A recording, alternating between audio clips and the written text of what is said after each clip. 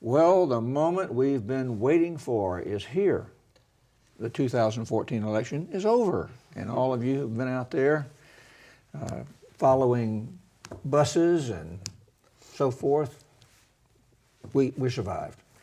And I'm going to ask you to do something that you don't usually do, which is write headlines for stories, and a headline from each of you kind of summing up this election. And Mary Ellen, you get the first opportunity.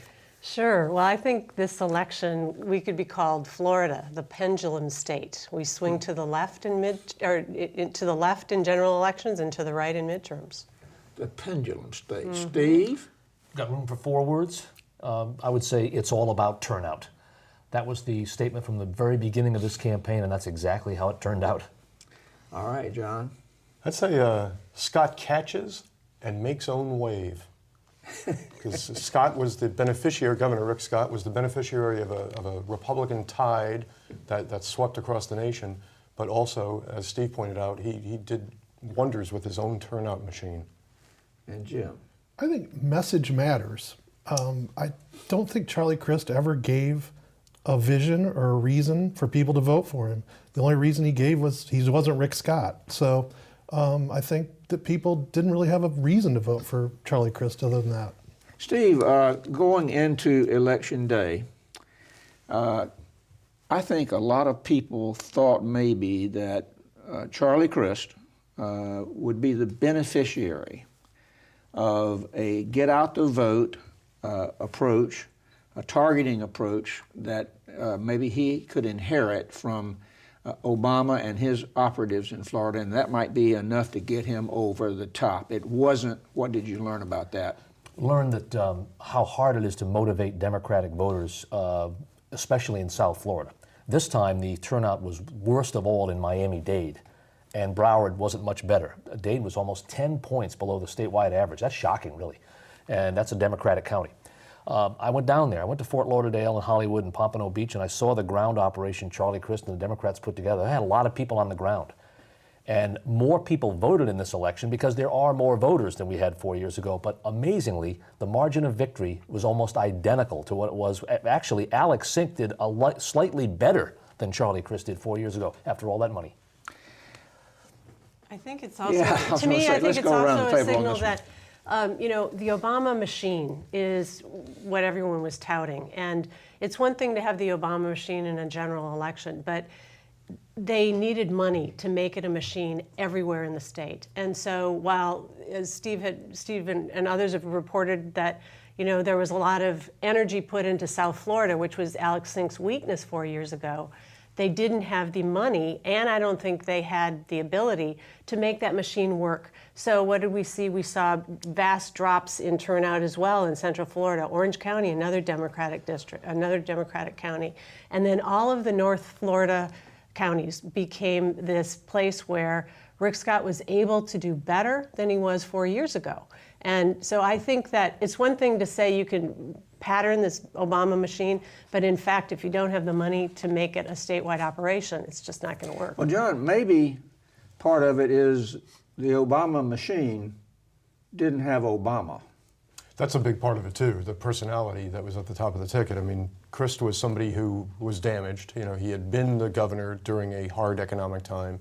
He had been a Republican, now he's a Democrat. The party, I think, pretty much united behind him. That wasn't really a factor, but when it came to, I think, some doubt among rank and file voters, maybe people that are not totally connected to the Democratic Party, whether they were motivated enough to vote for this man who, because of money again, Governor Rick Scott was able to, canvass the state with television ads talking about how Crist had overseen the loss of 800,000 jobs on his watch. Did that message sort of, play a residual factor in voters' minds saying, no, I don't think I'm going to give that guy another chance? I think it's clear the party leadership was behind Crist. I'm not sure that the party members, the rank and file across the state, were ever that behind him. Well, Jim, let's flip over to Rick Scott. I mean, he had high negatives pretty much throughout, but somehow in media market after media market, if you compare his votes to Charlie Crist's votes, he basically held his own and then some. How do you explain how he was able to maintain or better his numbers? It's kind of remarkable how his negatives are still really high. I mean, they didn't really improve the whole election, so it's kind of remarkable that he was able to overcome that. I think one thing that gets overlooked about Scott, both in his first campaign and this campaign, is how disciplined he is. I mean, he stuck to, it's a relatively simple message, jobs, and with a few offshoots of that, but he stayed on that message, and he pounded it, and he pounded it, and he pounded it. And, you know, for a casual voter out there who's worried about their jobs, you know, at some level that gets to you. And I'm not sure the Democrats could ever, they never had again, going back to message, they never had a coherent reason to vote for the Democrats. I mean, they just didn't. And they gave bullet points of minimum wage and equal pay and those sorts of things.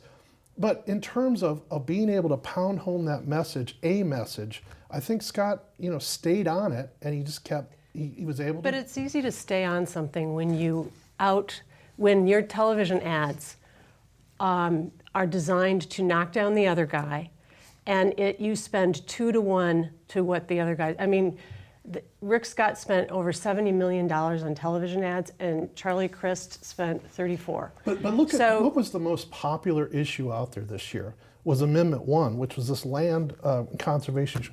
Why weren't the Democrats and Charlie Crist hitching their wagon to issues like that? I completely Why agree. weren't they going like, you know, Lawton Childs talked about children and health care. Yeah. And we knew what they were for, and none of that. I mean, I challenge anybody to look at their campaign and come away with a coherent vision like that. It was the most cynical election I have ever watched, and it's because what did we have? We had who's the worst? You know, don't pick me, or pick me because I'm better than the other guy, and he's worse than me.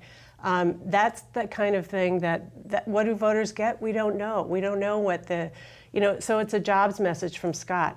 I don't think people have a clear idea what that means. If they're concerned about other issues, what does that mean? We don't have a picture as to what he's going to do on healthcare. We don't have a picture as to, he made promises, but it's vague. That to me is cynical. I think that Jim's right. People figured out that something like Amendment 1 is, they can grasp that, but they can't necessarily, how do they implement it, Steve, let me ask you this.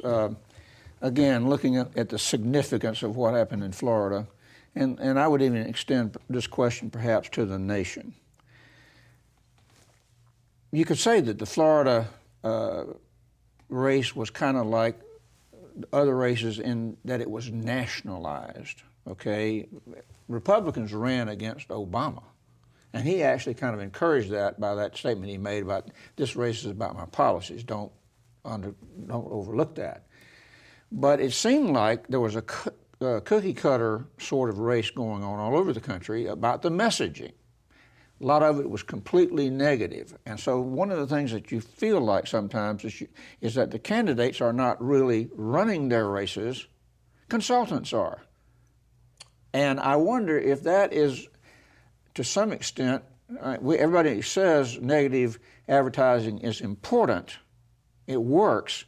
But have we got to the point that with this amount of money and consultants, maybe the candidates' voices aren't being heard as much as the consultants' voices? I would say that's true. Absolutely. And in this particular race, you see an obscene amount of money being spent, way more by Rick Scott and the Republicans than the Democrats, to move the needle only a couple of degrees. I mean, every poll in this race had the undecided at 4%, 6%. You've got a tiny pool of voters who supposedly can't make up their minds between Rick Scott and Charlie Crist till the very end of the race. And so that's what this was a pulverizing of the electorate with 30-second ads all the way through. And I think too one thing that kind of gets overlooked in all this to some degree is that in the disparity on money, with Scott spending about $120 million probably when it's all said and done, and Scott and his allies, and Crist and his allies spending maybe about $50 million. It's more than 2 to 1, as Mary Ellen pointed out. But so much of the focus has been on the TV ads, but also that ground game. It costs money to set up that ground game, And Scott was doing that quietly while all the TV ads were, like inundating most Floridians.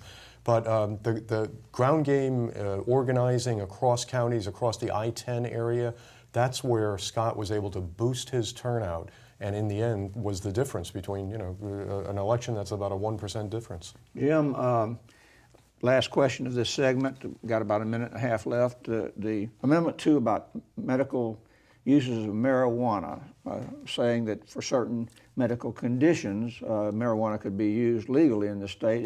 It failed, but it got 58% vote. Does that mean that this idea of medical marijuana is kind of dead for several years, and what's going to happen with that? Well, John Morgan, the Orlando trial lawyer who's been behind it, has been talking about trying to bring it back in 2016. Now, I don't know whether that's just post-election talk or whether it's reality. There will be a lot higher turnout in 2016, and presumably, if Hillary Clinton's on the ballot, there's going to be a lot higher Democratic turnout. So, in terms of passage, it may actually have a better chance in 2016 than it did this year. I mean, they were only a couple points off from passing it this year. So, but it takes a lot of money, as it was shown in this campaign, it takes a lot of money to pass these things because they got defeated essentially because the other side put about $6 million into the race and running negative ads in the last month or two of the campaign. So, he's also made some noise. Morgan's also made some noise about trying to bring it back during the 2015 legislative session. How's that going to work? But don't believe that. I mean, Rick Scott has already said he doesn't want this expansion of medical marijuana.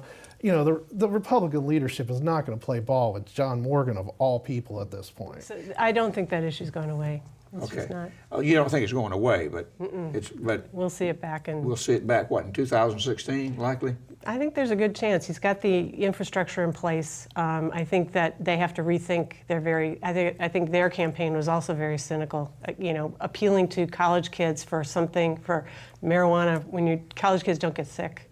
I think Republicans could be concerned about having that on the presidential ballot year, though, if Morgan is serious about trying to get that going.